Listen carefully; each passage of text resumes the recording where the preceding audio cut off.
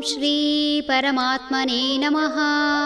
ಶ್ರೀಮದ್ಭಗವದ್ಗೀತಾ ಅಥ ನವಮೋऽಧ್ಯಾಯಃ.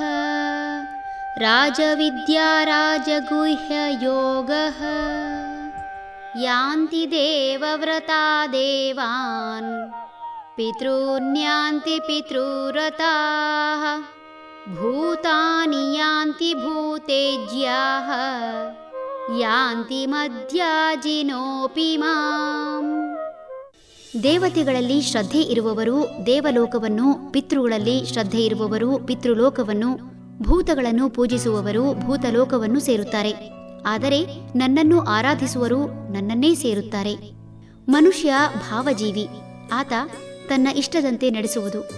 ಪ್ರಪಂಚದಲ್ಲಿ ಅಸಂಖ್ಯಾತ ಮಾದರಿಗಳು ಇರುವುದು ಸಹಜ. ತನ್ನ ಯೋಚನೆ ಹಾಗೂ ಯೋಜನೆಯಂತೆ ಬದುಕುವ ಮನುಷ್ಯ ತಾನೆಣಿಸಿದಂತೆ ತನ್ನ ಗುರಿಯನ್ನು ತಲುಪುತ್ತಾನೆ. ತನ್ನ ಬದುಕಿಗೆ ಒಂದು ಮಾದರಿ ಆಯ್ಕೆ ಮಾಡಿಕೊಂಡು ಆ ಮಾದರಿಯ ಗುರಿಯನ್ನು ತಲುಪಲು ತನ್ನ ಮನಸ್ಸು ಹದ ಮಾಡಿ ಒಂದಿಷ್ಟು ಸಂಕಲ್ಪ ಮಾಡುತ್ತಾನೆ.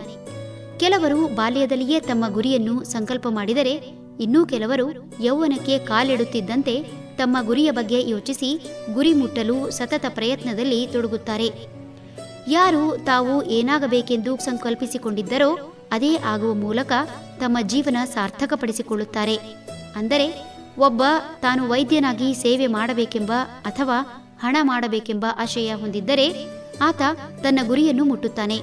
ಅದೇ ರೀತಿ ಇಂಜಿನಿಯರ್ ಆಗಬೇಕು ಎಂಬ ಆಶಯ ಹೊಂದಿದವರು ಇಂಜಿನಿಯರ್ ಆಗುವುದು ಸಹಜ. ಹಾಗೆಯೇ ಸಾಕಷ್ಟು ಜನರು ಯಾವುದೇ ಗೊತ್ತು ಗುರಿ ಇಲ್ಲದೆ ಜೀವನ ನಡೆಸುವುದು ಕಾಣಬಹುದಾಗಿದೆ.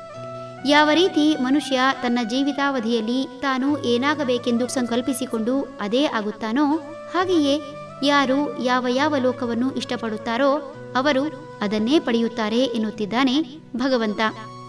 ತನ್ನನ್ನು ಆರಾಧಿಸುವ ಮೂಲಕ ತನ್ನನ್ನೇ ಪಡೆಯಬಹುದೆಂಬುದನ್ನು ಹೇಳುತ್ತಿದ್ದಾನೆ.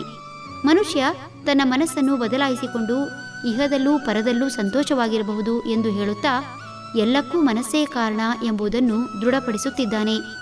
ಹರಿ ಓಂ ತತ್ಸತ್.